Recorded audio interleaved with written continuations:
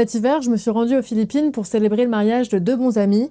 Valentin est français et Anna vient des Philippines. La veille du mariage, j'arrive au petit hôtel que j'avais réservé et assez surprise, je me rends compte que la patronne est française et qu'elle habite sur l'île de Boracay depuis plusieurs années. On commence à discuter et quand je lui apprends que je suis ici pour un mariage mixte, direct, elle me dit « Ah, je parie que c'est un garçon français qui se marie avec une Philippine, encore un qui s'est fait avoir ». Je suis un peu surprise par sa réponse, j'essaie de lui dire que non, ça fait 10 ans qu'ils se connaissent, qu'ils s'aiment, mais elle me laisse pas en placer une et elle arrête pas de répéter cette histoire de tous ces hommes occidentaux qui se font avoir pour leur porte-monnaie. Moi, j'y connais pas grand-chose sur ce sujet, j'imagine que parfois c'est vrai, mais que c'est faux aussi quand je vois Valentin et Anna. Dans certains cas, on peut parler de mariage blanc, quand c'est des mariages qui sont contractés dans d'autres buts que la vie commune, et dans d'autres cas, on peut parler de mariage gris, quand seulement une des deux personnes est complice de complaisance et que l'autre se fait avoir. En France, on n'a pas de chiffre sur ça. On sait juste que 15,3% des mariages célébrés en 2019 en France sont des mariages mixtes et qu'il y en a quelques centaines entre des personnes françaises et des personnes philippines. Mais on peut pas savoir qui s'aime vraiment ou qui se fait avoir. D'ailleurs, ce n'est pas aussi simple de le déterminer. Il n'y a pas toujours d'un côté la victime et de l'autre le coupable. Et j'imagine que tous les hommes occidentaux qui vont aux Philippines n'y vont pas que pour les belles plages et que certains sont à la recherche d'une femme pour leur tenir compagnie ou pour d'autres raisons.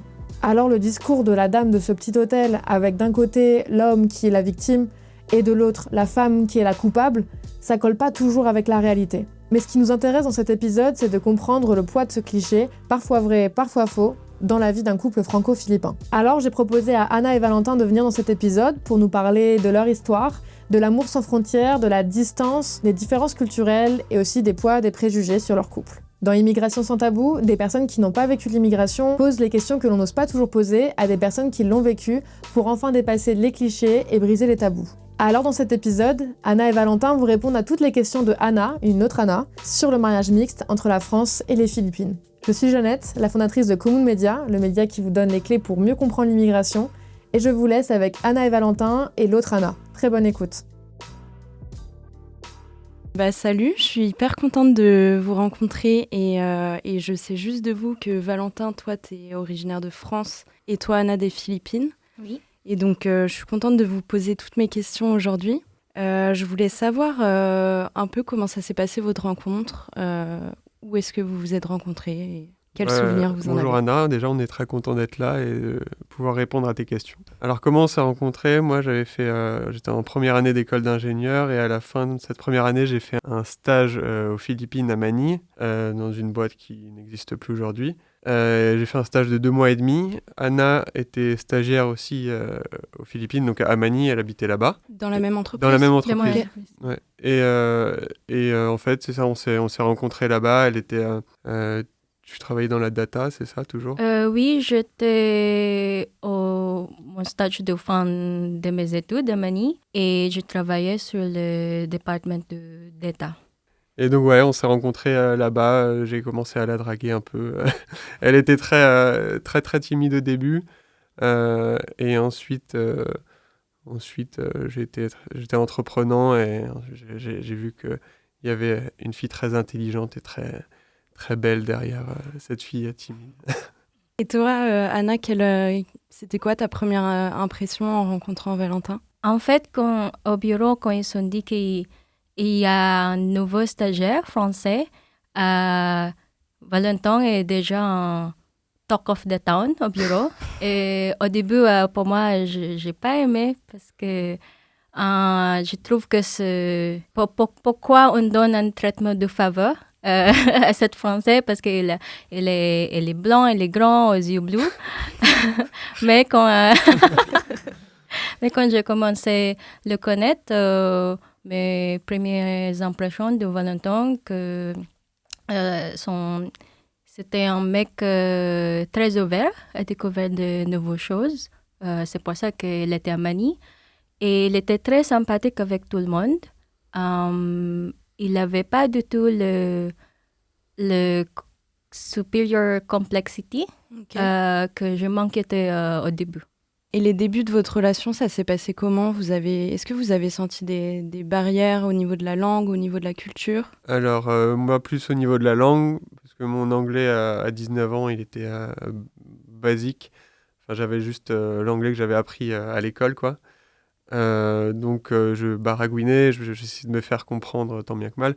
Aux Philippines, heureusement, ils sont tous bilingues, donc leur langue maternelle, c'est le tagalog, le philippin. Et ils parlent tous anglais parce que dès la maternelle, l'école, c'est qu'en anglais. Ça m'a pas vraiment changé de la France parce que aux Philippines, la culture, elle est vraiment très américanisée. Donc c'est plus une culture occidentale et leur religion, ils sont très catholiques là-bas, donc très croyants. Donc c'est un peu comme on a en France. Mais bon, là-bas, ils sont beaucoup plus catholiques qu'ici. Pour moi, au début de notre relation, c'est vrai que Valentin, il parle anglais, mais au début, pas très bien. Du coup, les difficultés, c'est comment on exprime nos émotions, nos pensées, surtout quand on disputait. Ouais. Même maintenant, à Paris, on parle français ensemble. Et c'est vrai que je ne peux pas m'exprimer 100% de mes émotions, de mes pensées en français comparé dans la langue maternelle. Ouais. Donc elle m'engueule en anglais. Et c'est vrai aux Philippines, parce qu'on a commencé notre relation à Manille aux Philippines, c'était plus facile. On a une culture ouverte parce qu'on est américanisé. Mais quand je suis arrivée à Paris, en France, j'ai commencé à sentir les difficultés. Surtout d'abord les barrières de la langue et après les différences de culture. Ok, parce que ça s'est passé comment? Vous êtes, après le stage, vous êtes venu à Paris à la fin de ton Alors stage non, en fait, j'ai fait un stage donc de 2 mois et demi d'abord, à 19 ans. Ensuite, on a fait une relation. Je suis retourné à Paris tout seul. Anna est restée à Manille. Donc relation à distance, beaucoup de Skype à l'époque. J'ai retrouvé un stage par chance l'année d'après, de 4-5 mois. Donc j'ai encore vécu à Manille. Et encore après ce stage, je suis retourné à Paris. Et là, on n'avait pas trop de... Donc Anna travaillait à Manille. Donc elle travaillait dans une entreprise qui gère des hôtels. Elle avait des horaires de nuit, donc c'était très facile pour moi quand je rentrais de l'école. Elle rentrait Ouais, du ok. travail. Et donc même avec 6 ou 7 heures de décalage horaire, on pouvait quand même parler sur Skype. Mm. Et ensuite, après ça, Anna voulait... donc avant de m'avoir rencontré, tu savais déjà que tu voulais partir des Philippines. Oui, de faire mes études dans un autre pays. Mais France, c'était pas mon première idée.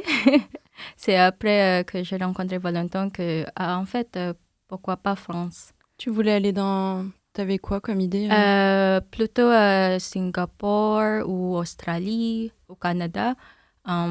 C'est les pays anglophones. Oui, Et c'était pour il y la a langue. beaucoup des opportunités pour les Philippins pour prendre les études de master. Et du coup, quand j'ai commencé à chercher les programmes en France, c'était un peu difficile aussi parce que je cherchais d'abord en anglais et au niveau de frais de scolarité, pour une Philippine comme moi, c'était très cher. Ok. Et donc l'arrivée en France, comment ça s'est passé? Je suis arrivée en France en 2017. Je ne parlais pas français du tout. Mon master, c'était dans une école de commerce international. Du coup, tous mes collègues dans la classe, ils sont internationaux aussi. J'ai pas eu l'espace pour pratiquer mon français. Du coup, c'était très vite difficile pour s'intégrer. Et aussi, il y a beaucoup de différences de culture aussi. À part ça, il y a les problèmes au niveau de l'administration française, notamment les procédures administratives. C'est très complexe. Je devais attendre dans la queue à la préfecture pendant 4 heures, juste pour déposer mes papiers, même pas pour obtenir mon titre de séjour. Et ensuite, j'ai dû attendre plusieurs mois pour obtenir mon numéro de sécurité sociale, mon titre de séjour. Et ensuite, j'ai dû renouveler à nouveau mon visa étudiant après 1 an. Donc, quand j'étais étudiante, c'était très difficile parce que vous avez le statut étudiant et donc il y a encore plus d'exigences de la part de l'administration française. Et au niveau de vos familles, que ce soit la tienne Valentin ou la tienne Anna aux Philippines, est-ce que vous avez senti des préjugés ou des... Alors, au niveau de ma famille, non. En fait, au début de notre relation, ma famille et même mes amis, ils étaient un peu en mode relation à distance, surtout aller aux Philippines, ça va jamais fonctionner et tout ça. Du coup, non, parce que maintenant on est mariés. Donc... non, et du coup, c'était ça juste au début. Et après, plus ça allait avec les années, plus ma famille et mes amis ont compris que c'était vraiment sérieux. Du coup, ils étaient Rassurés peut-être aussi. ouais, rassurés. Ouais, c'est ça que ça fonctionne bien. Et j'allais souvent aux Philippines pour les vacances et Anna venait souvent à Paris ou dans le sud de la France où mes parents ont une maison. Et donc, juste au début, c'était un peu compliqué avec ma famille, puisque avec la barrière de la langue. Ok. Anna était très timide aussi, et mes parents sont ils adorent parler, et du coup pour Anna c'était dur de s'intégrer au début parce que elle parlait pas du tout français. C'est une différence culturelle parce qu'aux Philippines ou dans nos cultures asiatiques, on a ce sentiment qu'on doit plaire aux gens et qu'on doit être poli envers les personnes plus âgées que nous. Alors quand j'étais avec sa famille au début, pour moi je devais être poli, ne pas couper ses parents lorsqu'ils parlaient. Et en fait, eux veulent le contraire. Ils veulent que je parle un peu plus, mais je suis introvertie. Et à cette époque, j'étais encore en train d'apprendre le français. C'était vraiment difficile d'être moi-même pour ces raisons. Et c'est la même chose pour mes amis et ma famille aux Philippines. Au tout début, ils étaient impressionnés aussi par Valentin, car il était très humble et il s'est intégré rapidement et facilement au groupe. Il est très ouvert aux coutumes philippines, à la cuisine philippine, à l'apprentissage des expressions philippines. Il fait partie de la famille et de mon groupe d'amis aussi. C'est vrai qu'au départ, nos familles avaient beaucoup de doutes sur les relations longue distance parce qu'on devait rester 3 ans en relation longue distance. Mais quand ils ont vu qu'on a survécu cette relation et que maintenant on vit ensemble à Paris et qu'on voyage beaucoup, ils sont devenus très admiratifs. Mais aussi, c'est vrai, donc, moi, la première fois que j'ai rencontré ta famille, au début, j'étais un peu stressé, normal, je rencontre les parents. Mais en fait, on a mangé dans une pizzeria et ils étaient très, très sympas directement avec moi. C'est la même chose que les Philippins sont très hospitaliers, accueillants. Donc, quand mes parents ont su que je sortais avec Valentin, ils voulaient simplement qu'il voie Manny, qu'il se sente comme chez lui là-bas. C'est pour ça qu'ils étaient très gentils et ouverts, même s'ils savaient que tu sortais avec moi. Ils ressentaient le besoin de l'accueillir pour qu'il se sente comme chez lui. J'ai une petite question. Il y a un cliché qu'on entend de temps en temps qui dit que les Sud-Asiatiques se marient souvent avec des Français pour l'argent ou pour les papiers, des questions administratives. Est-ce que c'est des choses que vous avez entendues, des choses qu'on vous a dites? Donc pas directement, mais on a eu des retours plus de... Par exemple, pour moi, c'était des retours de mes parents, de collègues de mes parents. Donc quand mes parents parlaient de notre relation à leurs collègues, leurs collègues disaient mais ah oui, c'est une Philippine, elle est avec lui que pour l'argent ou pour avoir les papiers, alors que Anna gagne plus que moi, donc non. Donc c'était juste c'était juste des retours. Mais sinon, on n'a jamais eu en France, on n'a jamais eu... Enfin, j'ai jamais senti qu'il y avait du jugement parce que Paris, c'est une ville très hétérogène. Donc, ça va. Ouais, c'est vrai, à Paris, on n'a jamais senti ça. Mais à Manille, aux Philippines, malheureusement, je ressens ça tout le temps. Quand on est à Manille et qu'on marche ensemble dans la rue, il y a beaucoup de Philippins qui nous regardent et qui me jugent de la tête aux pieds. Et je sais déjà qu'ils sont en train de me juger dans leur esprit et qui sont en train de penser que je suis avec lui pour l'argent et que je veux quitter les Philippines. Et à chaque fois que je parle à des personnes, par exemple dans des restaurants, ils voient que je suis avec Valentin et ils me demandent comment as-tu rencontré cet homme? Tu es si chanceuse. Ils ont toujours cette pensée dans leur esprit que je suis chanceuse d'avoir Valentin parce qu'il est français. Oui. Et du coup, qu'est-ce que tu ressens, Anna, quand t'as ce genre de clichés que tu entends ou des remarques comme ça For me, first I feel Pour moi, very sad that d'abord, je suis très triste. Cela vienne de mon propre pays, que je ne ressente pas ça en France, mais dans mon propre pays, aux Philippines. Mais je ne suis pas surprise parce que c'est un cliché qui existe déjà aux Philippines. Mais c'est aussi ce qui m'a permis de faire tout mon possible pour atteindre mes objectifs en France. Je voulais prouver aux autres que j'étais là en France, que j'ai trouvé un travail, que j'ai trouvé un appartement, que c'était grâce à moi et mes efforts et pas grâce à Valentin.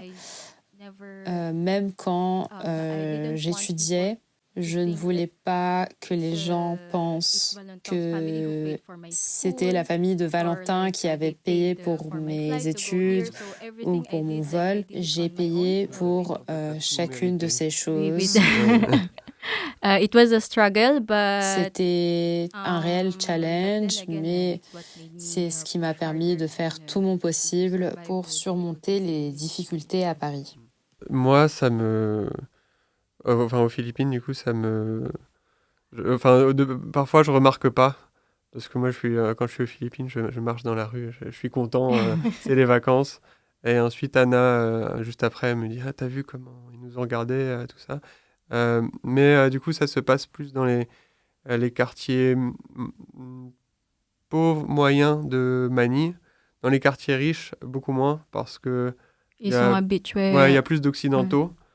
Et est-ce que c'est un cliché que vous aviez vous-même avant de vous rencontrer ou que vos proches avaient Moi, je connais cette cliché aux Philippines. Et dès le plus jeune âge, on nous dit que si une Philippine veut devenir riche, elle doit épouser un étranger, une personne blanche. Et vous avez senti que le fait de vous marier, ça a changé quelque chose sur votre confiance là-dessus ou... On est mariés depuis peu de temps. On s'est mariés l'été dernier.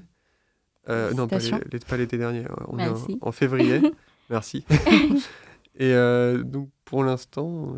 Personnellement, non, mais j'ai reçu des questions comme « Oh, maintenant, t'es marié en français, tu peux avoir la nationalité française. » Et je réponds « En fait, j'ai demandé la nationalité française, mais pas parce que je suis mariée, mais parce que je réside en France depuis 5 ans et que j'ai un bon travail. Et on a encore ce stéréotype que parce que je suis mariée à un Français, je peux avoir le passeport et la nationalité française. Et c'est quelque chose que tu veux, d'avoir la nationalité française, ou pas Oui, bien sûr.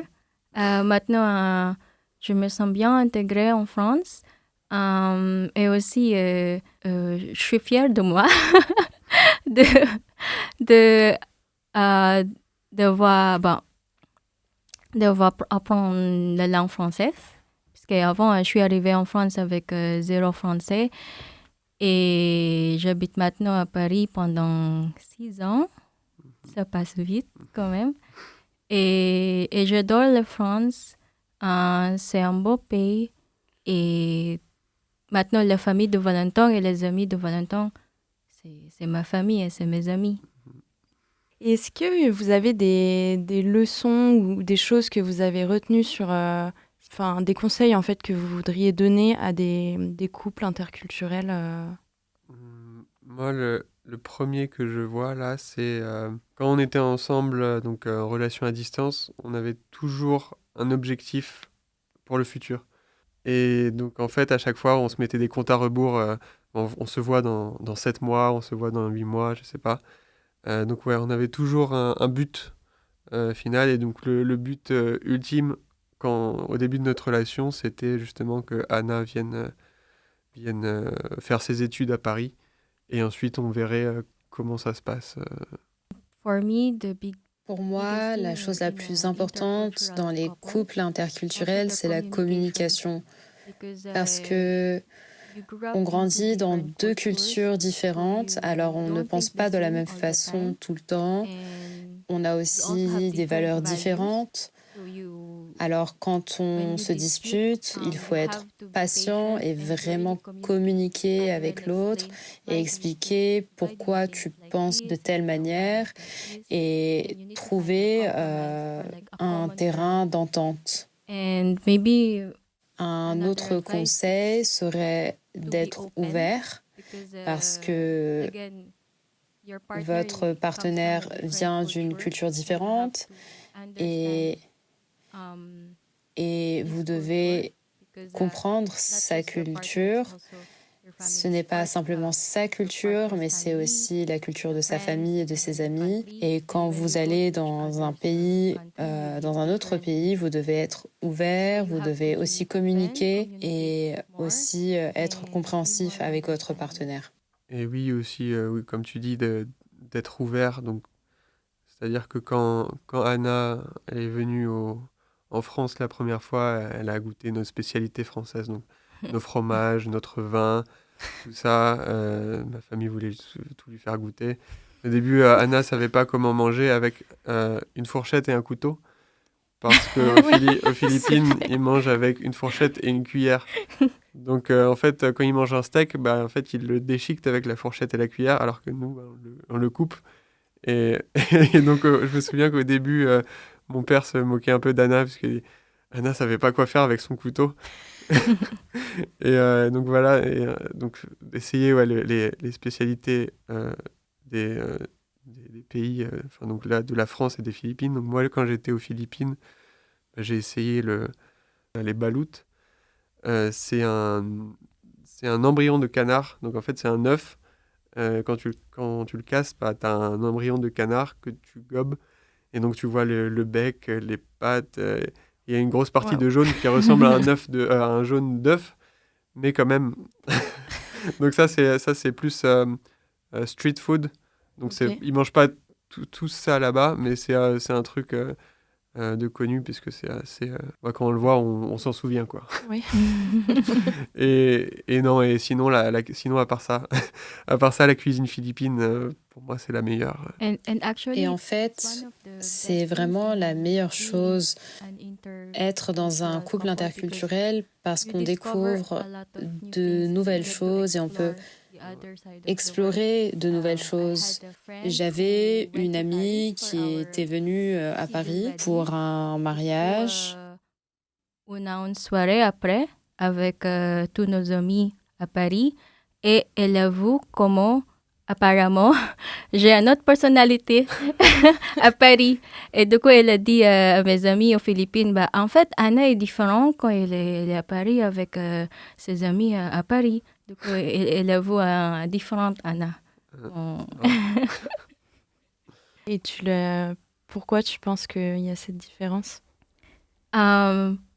Je pense que c'est parce que j'ai appris à m'adapter aux normes sociales et à la culture française. Vous aimez socialiser, sortir et boire. Ce n'est pas comme ça aux Philippines. Aux Philippines, nous allons au restaurant. Et en France, c'est vraiment comme allons boire une bière, allons faire la fête, et même à 2 heures du matin. Et moi, en tant que personne introvertie, c'était difficile pour moi et je devais faire des efforts pour être plus ouverte. Et je ne peux pas être sociable tout le temps. Mais je peux essayer de sociabiliser avec certaines personnes et rencontrer certaines personnes. Et j'ai appris à m'adapter. Et c'est vrai que ça a changé ma personnalité, mais je ne suis pas comme ça quand je rentre aux Philippines. Aux Philippines, je suis plus relaxe. Je suis une Anna qui est différente. On entend souvent parler d'immigration dans les médias, parfois négativement, avec beaucoup de clichés, beaucoup de discours sécuritaires, etc. Et qu'est-ce que vous ressentez là-dessus et qu'est-ce que ça vous fait? Selon moi, on vit actuellement dans la mondialisation, on voyage beaucoup, on explore beaucoup de cultures et de pays. Tout le monde prend des vacances à l'autre bout du monde. Donc c'est la même chose avec l'immigration. Certaines personnes aimeraient vivre dans un autre pays temporairement pour une courte période. D'autres préfèrent avoir de meilleures conditions de vie par rapport à leur pays natal. Alors, il faut essayer d'être plus ouvert d'esprit. Tout le monde n'est pas aussi privilégié que vous. Beaucoup d'entre nous doivent travailler dur pour obtenir de bonnes conditions de vie. Ce n'est pas notre intention de vous voler, mais c'est aussi notre responsabilité de s'intégrer dans le pays dans lequel on a immigré. Moi, j'ai travaillé dur pour faire partie de la France et je n'ai pas peur de le dire. Je respecte la culture, je respecte les règles et c'est la même chose quand vous voulez aller dans un autre pays. Quand des étrangers arrivent aux Philippines et qui découvrent que c'est vraiment pas cher et qu'ils veulent acheter une maison et ouvrir un hôtel. Même à Palawan, il y a beaucoup d'hôtels français. Donc c'est la même chose. Tout le monde prend, tout le monde donne. Nous devons tous être ouverts d'esprit dans ces différents cas. Trop cool, merci beaucoup à vous deux, ça m'a appris plein de choses et surtout aussi que moi si je fais le parallèle avec mon couple, en fait les conseils que vous avez donnés sur la communication, l'ouverture, je pense que c'est quelque chose qui marche en fait pour tous les couples. Nous on vient de milieux plutôt sociaux très différents et on a eu aussi ce travail-là et quand on ouvre son esprit et qu'on essaye d'apprendre aussi de l'autre et de ses expériences, en fait, en général, ça fonctionne bien. Et même, on arrive à ouvrir nos proches aussi à la différence. Merci beaucoup. On est content d'être là et pour partager notre histoire. Première expérience à la radio. Merci beaucoup. Merci beaucoup. J'espère que vous avez apprécié cet épisode. N'hésitez pas à nous laisser un commentaire, à vous abonner et à nous suivre sur les réseaux @commune.media. Si vous voulez en savoir plus sur le sujet, on vous met quelques études qu'on a trouvées intéressantes en description. Et on se retrouve dans 2 semaines pour un prochain épisode d'Immigration sans tabou. À très vite.